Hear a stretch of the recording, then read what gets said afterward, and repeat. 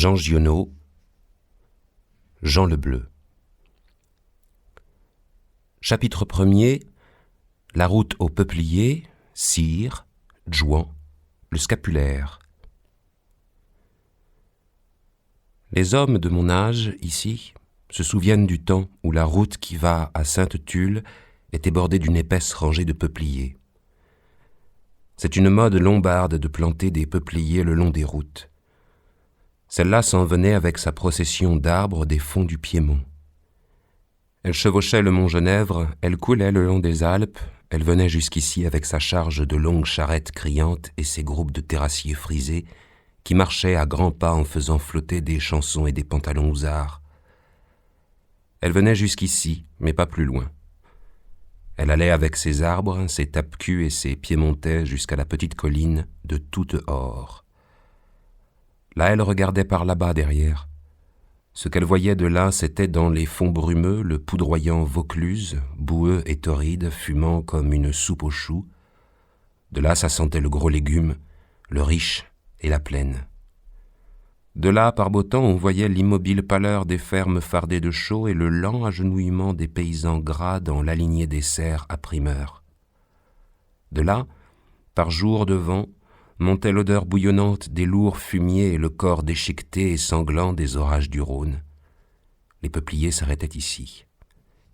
Les charrettes coulaient à gros hoquets dans la gueule des auberges de roulage avec leur chargement de farine de maïs et de vin noir. Les terrassiers disaient « Porca Madonna ». Ils éternuaient comme des mulets à qui on souffle de la fumée de pipe, et ils restaient de ce côté-ci de la colline avec les peupliers et les charrettes. La grande auberge s'appelait « Au territoire de Piémont ». Ici, les terres étaient, à l'époque, des prés et de doux vergers qui esplendissaient en un printemps magnifique dès que le chaud remontait la Durance. Ils étaient dressés à connaître l'approche des grands jours. À quoi? On ne sait pas. À quelques cris d'oiseaux ou bien à cette flambée verte qui illuminait les collines au soir d'avril.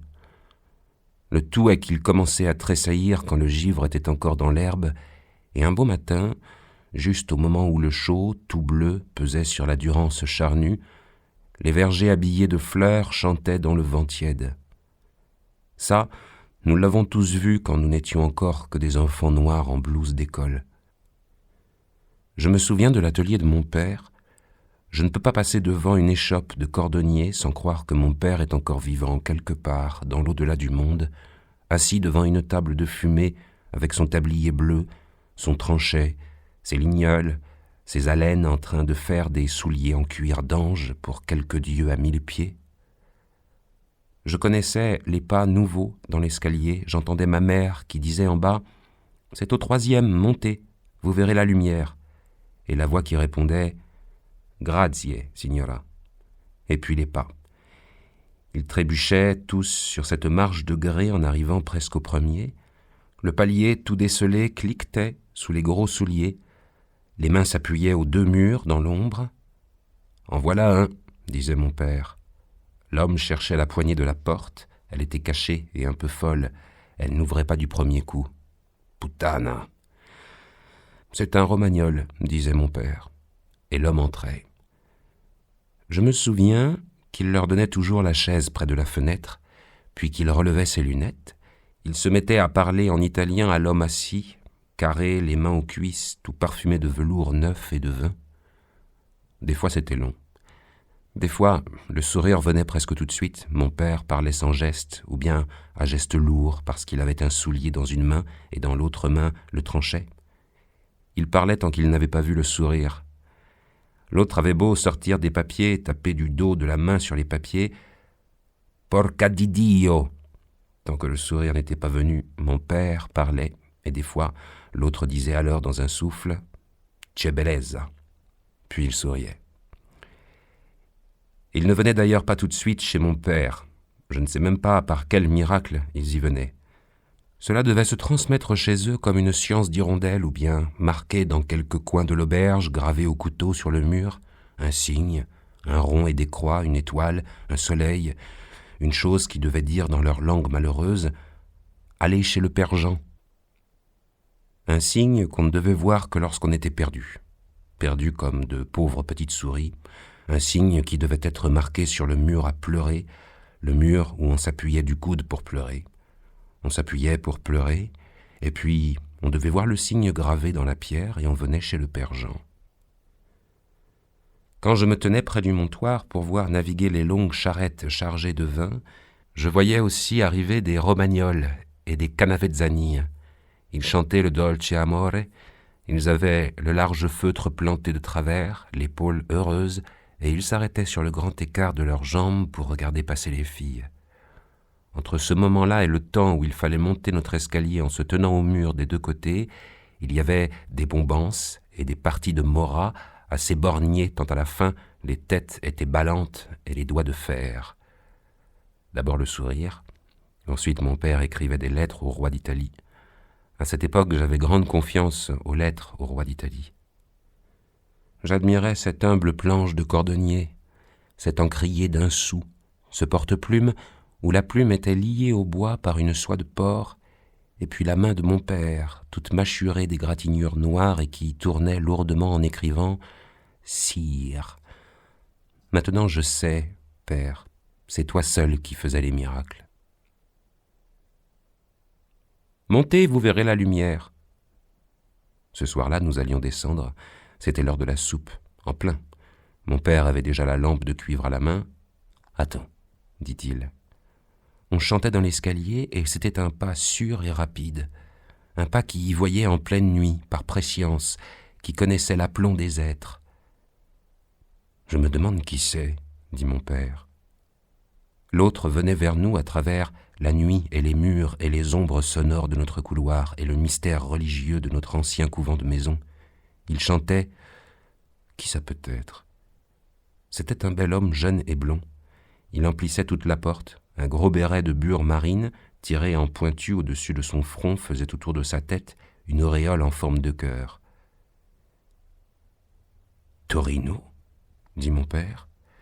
« Turin, oui », dit l'autre en un français à peine un peu piqueté, commune de San Benedetto. Il se mit à parler tout de suite. Il n'y avait pas pour celui-là la ressource du sourire. Il souriait de tout son large, il n'était que sourire.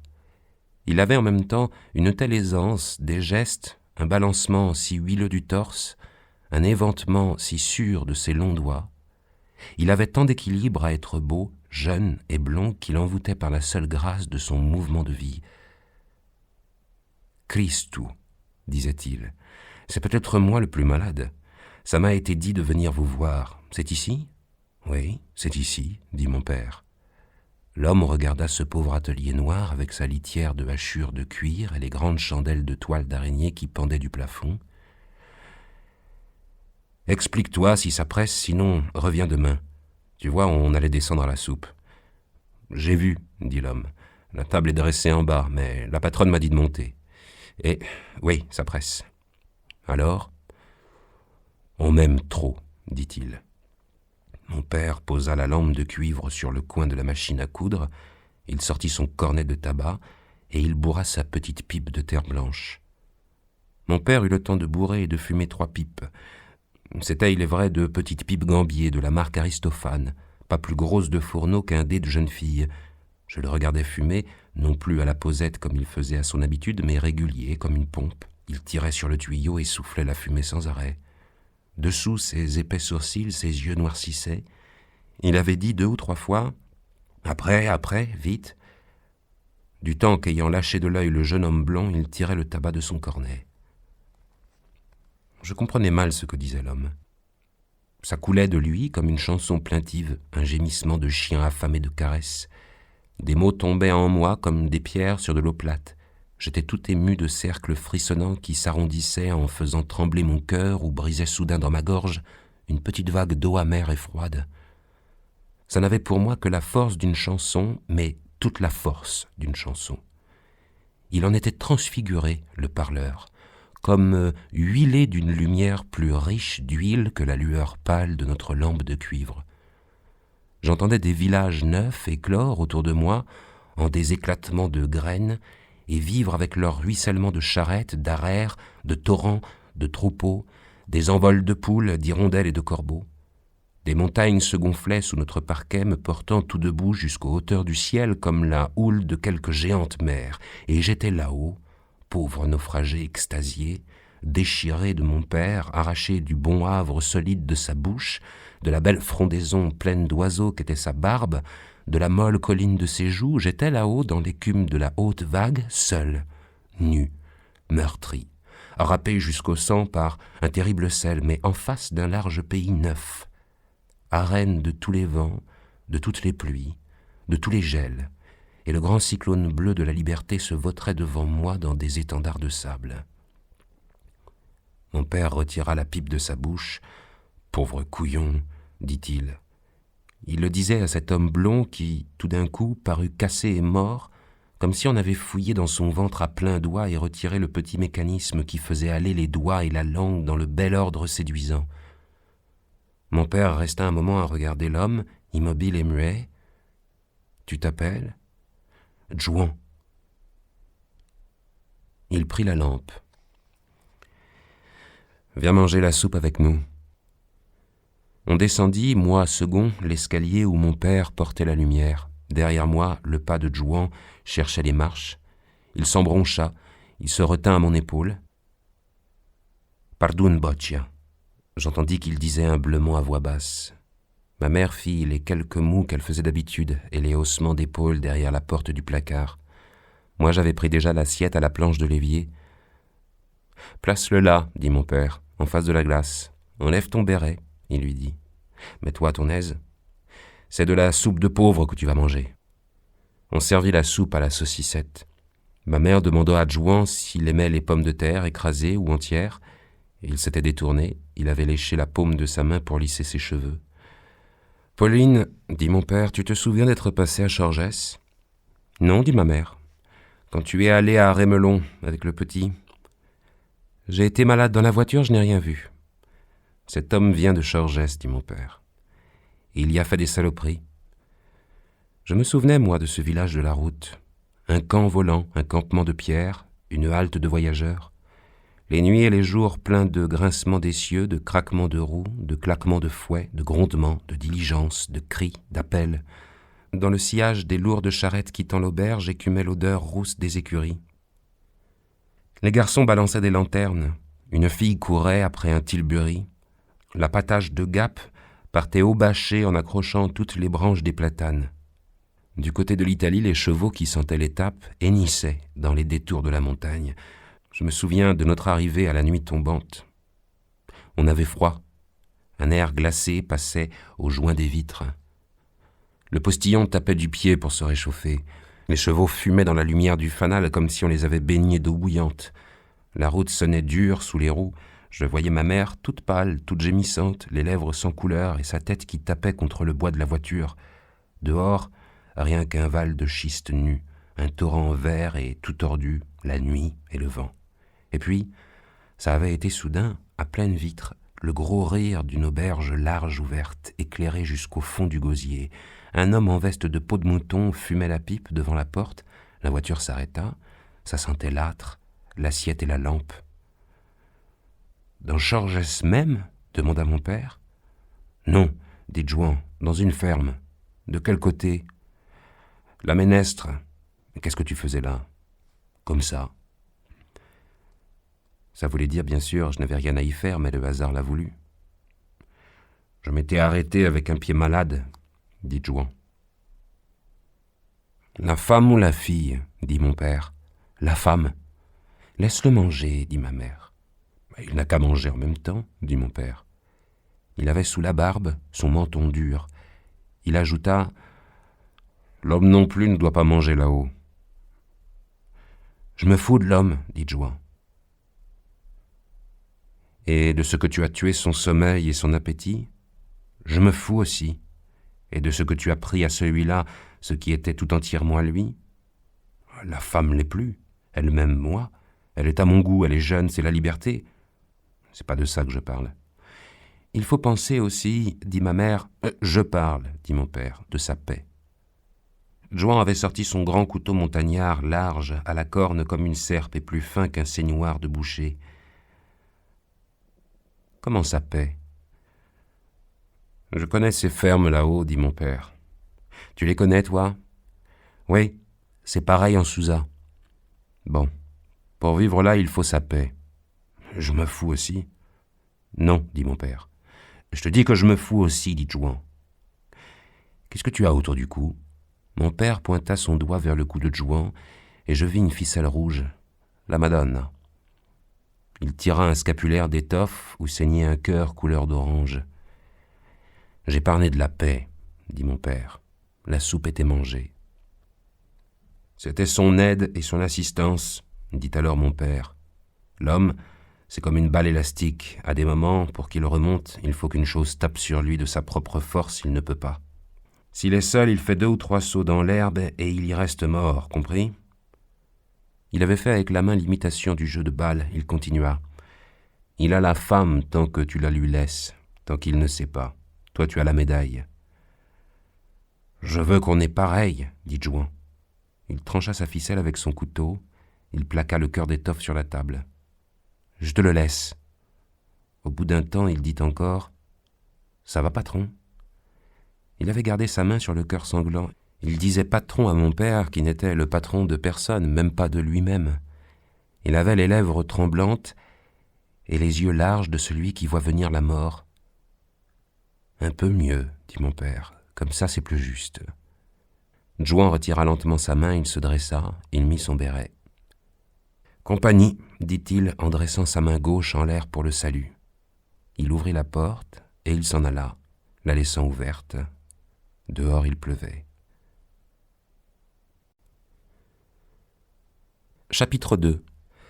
Antonine et les 2 Louisa, le couvent, sœur Dorothée, sœur Clémentine, la Vierge morte.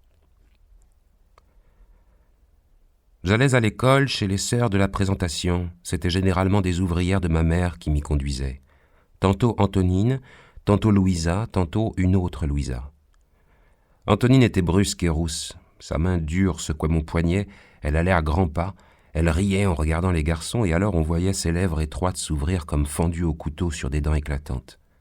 Elle avait à ces moments-là un regard tout amassé au coin de l'œil comme si elle avait fait couler toute cette boue violette qui était son regard d'habitude dans le pointu de son œil pour le verser, de là, comme du canon d'une burette dans l'œil des garçons.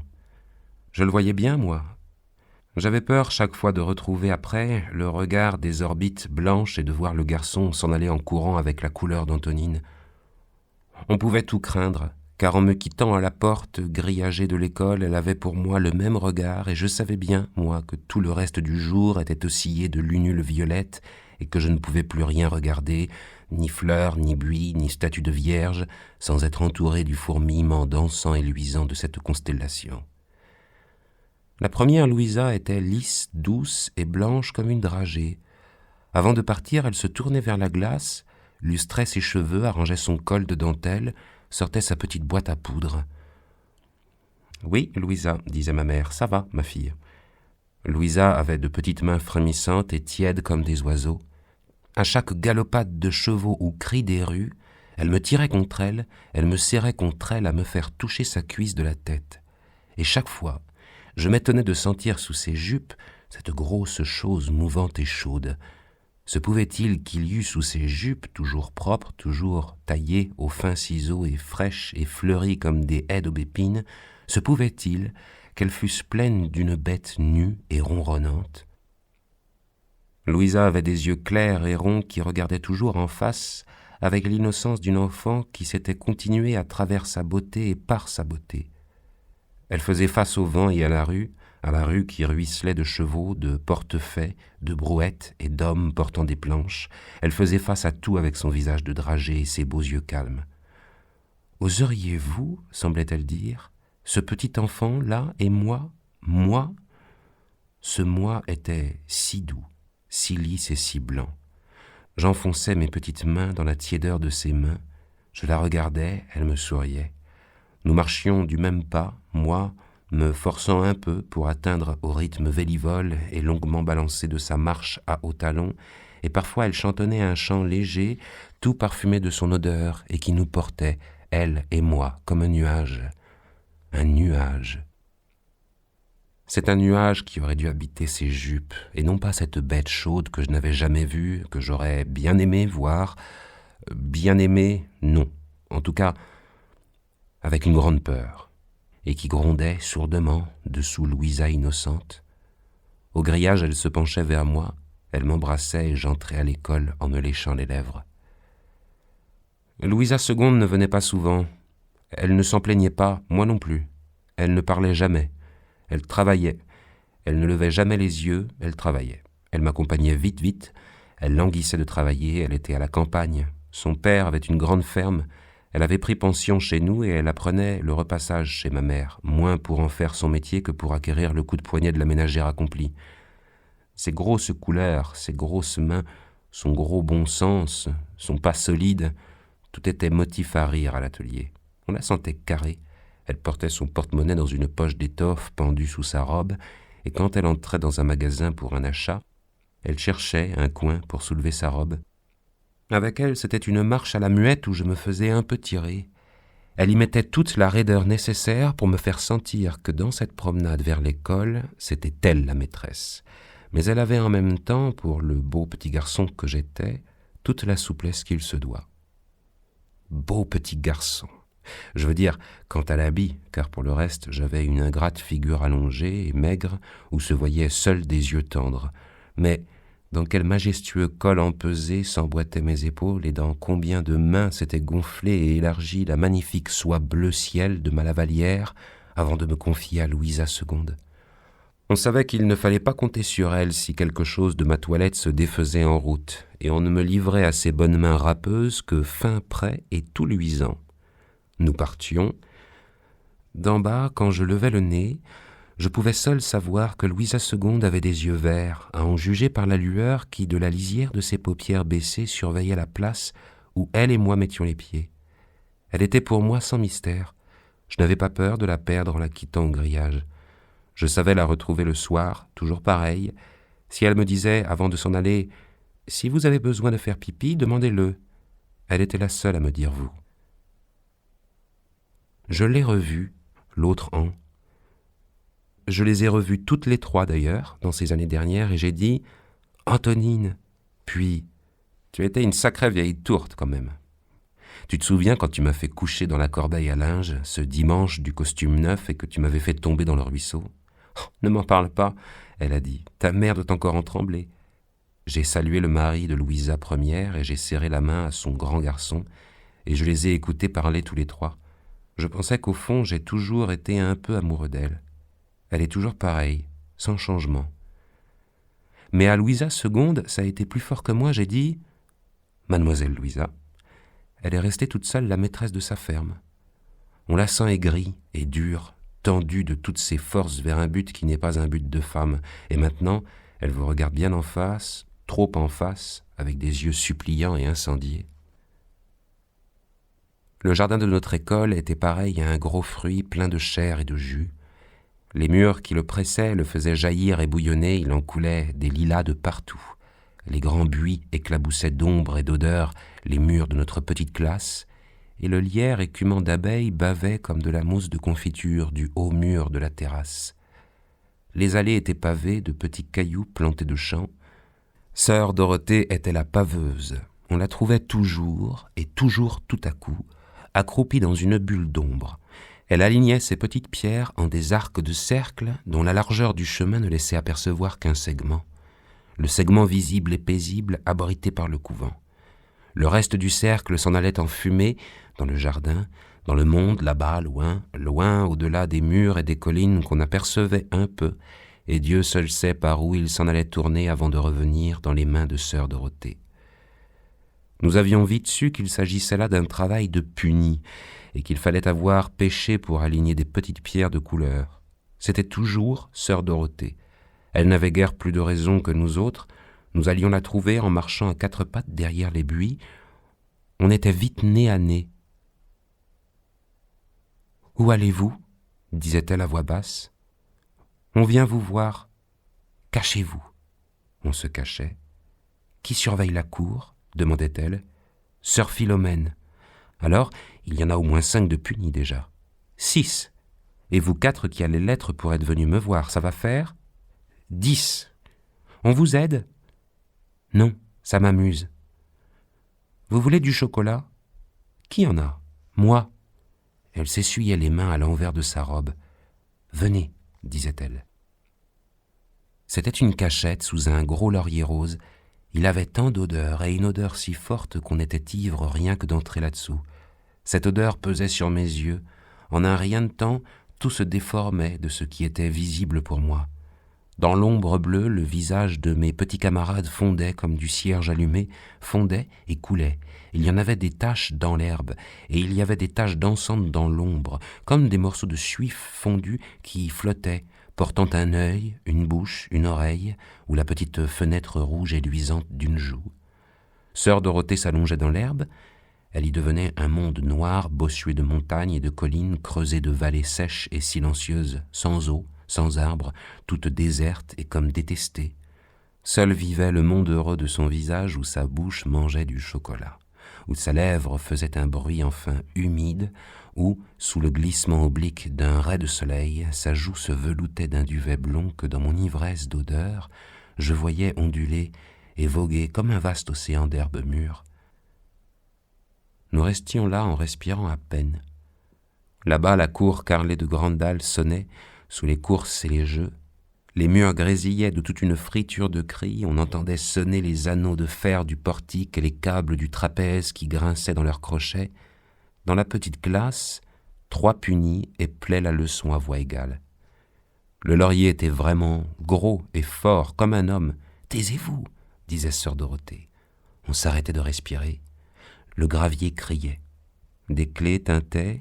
Une baguette d'osier frappait doucement une robe à petits coups nerveux, comme un chat qui se fouette de sa queue en regardant l'alentour. Sœur Philomène. Elle touchait du pied le pavage abandonné. Elle cherchait autour d'elle de tout son pointu. Son nez de furet humait le profond de l'air. Son œil bien aiguisé coupait les ombres. Mais le laurier était vraiment gros et fort, comme un homme. On se sentait en lui bien abrité. Il était plein d'épaisseur et de beaux mensonges. On l'aimait pour ça, jusqu'à abandonner toute sa vie. Sœur Philomène soupirait. Elle regardait encore une fois les tronçons de cercle du pavage, les tronçons de ces cercles qui allaient là-bas s'arrondir dans le monde par-delà les collines. Elle soupirait, oui, plusieurs fois, et elle s'en allait comme un gros chat, presque sans bruit, avec seulement le bruit de Badine qui battait nerveusement sa robe. On couchait généralement mon ami Paul à plat sur la table, au bas des gradins. Sœur Clémentine faisait se sauver les petits-enfants avec le bruit d'ailes de ses grands pas. « Débarrassez vite, les encriers, les cahiers, là, cette ardoise, vite !» De ce temps-là, Paul se tamponnait le nez avec son mouchoir rouge de sang, et il attendait doucement, séparé du monde par son saignement, touché de Dieu, objet indolent de la sollicitude de sœur Clémentine et de la curiosité de tous. Une fois la table nue, on l'étendait là-dessus, à plat, la tête basse, après lui avoir dit « Paul, laisse ton nez ». Sœur Clémentine et Louisa Ière sont pour l'éternité, droites et blanches dans mon cœur, comme des lys. Ce qui séduisait en sœur Clémentine, c'était le milieu de son corps. Au repos, il n'y avait là, à vrai dire, que la cordelière épaisse et rude et les plis de sa noire futaine, autant que je m'en souviens, 3 grands plis qui montaient comme des guirlandes contre sa poitrine et 10 plis qui descendaient jusqu'à ses pieds. Elle portait la robe un peu courte, assez pour découvrir ses chevilles. Ainsi, immobile, les bras pliés pour tenir son livre, la tête droite, elle avait la noblesse des colonnes. Mais à des moments de notre classe du matin, quand bien séparés du monde bruyant de la rue et de la ville, nous entendions le calme du couvent couler en nous avec ses pépiments de pigeons et le frottement de ses lilas contre les murs, sœur Clémentine se mettait à marcher. En ce moment où j'écris, là, avec mon amère cigarette au coin de la bouche, mes yeux déjà brûlés, ma lampe et contre la fenêtre la nuit de la vallée où se traîne la phosphorescence des charrettes de paysans, je viens de quitter la plume et de penser à toutes mes expériences d'homme. Certes, devant les yeux secrets de mes sens, il y a eu la danse de presque tous les serpents séduisants du monde. Je n'ai jamais goûté de joie plus pure, plus musicale, plus entière, plus sûrement fille de l'équilibre que la joie de voir marcher sœur Clémentine. Cela naissait comme un tournis de vent. Le bois des gradins criait d'un petit cri magnétique, elle marchait. Elle avait des sandales de feutre, la plante de ses pieds claquait doucement, une ondulation qui était à la fois vague, col de cygne, gémissement, montait dans la colonne. C'était si ample et si solide, cela venait en si droite ligne des profondeurs de la terre que si l'ondulation était montée jusqu'au cou de sœur Clémentine, elle aurait brisé comme une tige d'iris. Mais elle la recevait sur le beau ressort de ses hanches, elle la muait en un balancement de navire qui part et tout le haut de son corps, poitrine, épaules, cou, tête et cornette, frémissait comme une voilure gonflée d'une pointe de vent. Allongé sur la table, Paul saignait sans toucher son nez. Il ne bougeait pas plus qu'un mort, et aussi pâle. Le sang faisait un gros caillot au trou de sa narine. Un moment, il ne coulait plus. Paul reniflait et le caillot détaché glissait le long de sa joue comme une petite fleur au bout d'une tige luisante de sang frais. On avait étendu les mouchoirs tachés de sang près de la fenêtre sur le dos d'une chaise. C'était comme une boucherie d'enfants. Au bout d'un peu, la tourière frappait et entrait avec son odeur d'oignon et d'herbe. « Il se sera encore fourré dans le nez, disait-elle, de cet herbe des 4 voleurs. Saigne-toi, te voilà beau, monsieur Paul. » Sœur Clémentine venait relever le malade, il se faisait mou dans ses bras, il la regardait avec des yeux de bœuf, et lui roucoulait du fond de la gorge une plainte toute barbouillée. « Oui, mon gros, » lui disait-elle en l'essuyant. Elle mouillait de sa salive un coin de son mouchoir, et elle délutait du bout des doigts la bouche caillée de Paul. « Emmenez-le, disait-elle, à la Converse. Et va, mon petit. » Et elle lui passait la main dans les cheveux. À 2 ou 3, nous étions seuls à savoir que pour l'amour de sœur Clémentine, pour cette main passée dans les cheveux, pour cette salive sur les lèvres, Paul prisait de l'herbe à voleur. Il en avait fait sécher assez pour en emplir une vieille boîte à cirage. C'était là comme un trésor caché sous nos pieds. Il fallait seulement relever un peu la planche du gradin. Il y avait là de quoi nous saigner tous, comme des taureaux. Mon premier commerce avec une vierge eut lieu devant tout un peuple assemblé à un lundi de Pâques au fond d'un verger d'amandiers en fleurs. Je veux dire, mon premier commerce important. L'école couventine était comme il se doit soutenue moralement, pécuniairement et bellement par tous ceux qui se promenaient en poux de soie dans la ville. La notairesse, la pharmacienne, la commandante en retraite, l'huissière, la propriétaire foncière, la juge de paix, les greffières, les longues enfants de Marie, les joueuses de harpe, tout ce qui était demoiselles en sucre, Delphine, Clara, la troupe des yeux baissés et des mains en mitaine, tout ce qui se corsetait en baleine de parapluie, tout ce qui marchait à la héronnière était du parti du couvent, nourrissait, astiquait, lustrait le couvent comme une bonne bête fournisseuse de gloire et de lèche à langue pleine. On peut s'étonner que mon révolutionnaire de père ait consenti à me donner à cette école. Au moment de la décision, il avait été question de rien moins que de pain quotidien.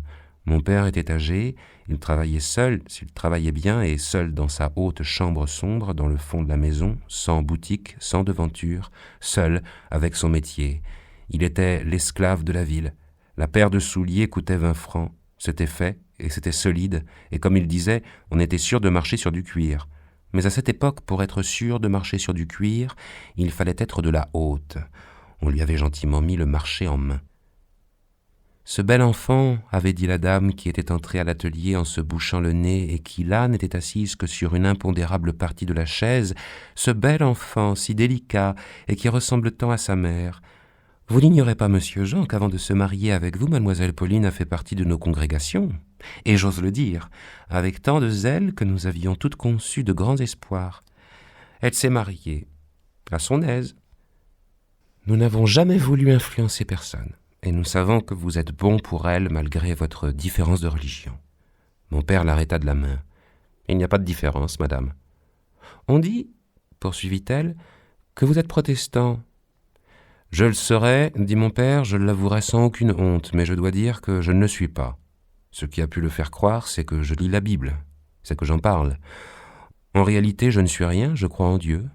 Et si je diffère d'idée avec ma femme, c'est seulement sur ce point qu'elle croit que Dieu a créé des succursales et des bureaux sur la terre. avec des bureaucrates et des employés qui délivrent des billets vers lui, et que moi, je me suis imaginé qu'il était assez grand pour faire tout de lui-même, et que d'ailleurs, quand on avait besoin de lui, on le trouvait partout.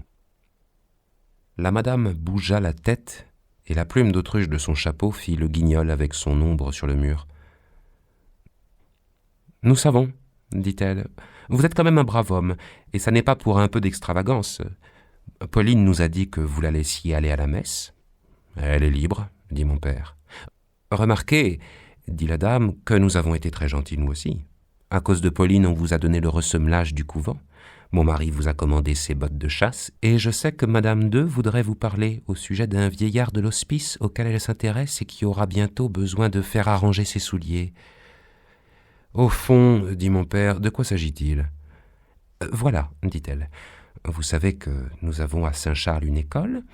Vous avez assez de bon sens pour savoir qu'il n'y a aucune comparaison à faire entre l'éducation et l'instruction que peuvent donner les bonnes sœurs et ce qu'apprennent les institutrices de la laïque, n'est-ce pas ? On garde les enfants jusqu'à 6 heures. Il y a des jardins, la pension est de 20 sous par semaine. « Pauline est libre, dit mon père. » Suivit un silence où seule se mit à craquer la semelle de cuir que mon père cousait. La dame dit « Au revoir ». J'allais l'éclairer dans l'escalier, elle descendit chez ma mère. Mon père avait dit « S'il est de ma race, il fera son compte tout seul. Envoie-le si ça te fait plaisir. » Le lundi de Pâques, on avait des vêpres particulières dans l'églysette de Saint-Charles. Il n'y avait pas de vitraux aux fenêtres, mais d'honnêtes vitres, verres d'eau, un peu en verre à bouteille et au travers desquels on pouvait voir le haut du portique avec les 10 pendeloques des cordes portant les anneaux, le trapèze et la balançoire. L'autel était en bois doré fêté de grosses étoiles. La sacristie était juste derrière l'autel, une simple étagère et un petit placard. Le prêtre s'habillait là. On voyait son bras et son épaule quand il revêtait la chasuble. Dès le bord de l'après-midi, les dames arrivaient. Le vestibule de l'école était en pleine réception, les carreaux froids du parquet luisaient comme une belle eau noire et les fleurs de céramique flottaient là-dessus comme sur un bel étang paisible et perdu. Cette fois-là, ce furent ma mère et ma marraine qui me menèrent à l'école. Mon col était plus blanc et plus empesé que jamais, et ma lavalière si bleue que mes yeux, bleus d'ordinaire, étaient ce jour-là comme 2 petites boules de cendre. On m'avait passé des gants en tricotage, on avait soutaché le haut de mes chaussettes d'un sournois élastique et on me tirait vers l'école par les 2 bras. Par les 2 bras. Ma mère me tirait d'un, ma marraine me tirait de l'autre. J'étais au milieu d'elle comme un petit singe prisonnier. Je devais réciter les hommages à la Vierge. On n'avait pas eu besoin de me recommander le secret à la maison et de me dire de n'en pas parler à mon père. Il me suffisait d'être à proximité d'un mystère pour qu'aussitôt je devienne l'enfant silence lui-même. Tout ce qui touchait les au-delà de l'air, je m'en sentais intimement amoureux, comme d'une patrie, comme d'un pays jadis habité et bien-aimé dont j'étais exilé, mais vivant encore tout entier en moi avec ses lacis de chemin, ses grands fleuves étendus à plat sur la terre, comme des arbres aux longs rameaux, et le moutonnement houleux d'écumantes collines où je connaissais tous les sillages. J'avais la conscience d'être en ce savoir beaucoup plus fort que les grandes personnes, et je connaissais tel jeu de l'ombre devant lesquels Antonine... Nous espérons que vous avez apprécié cet aperçu. Pour continuer à écouter ce livre audio sur Google Play Livres, utilisez le lien dans la description de la vidéo.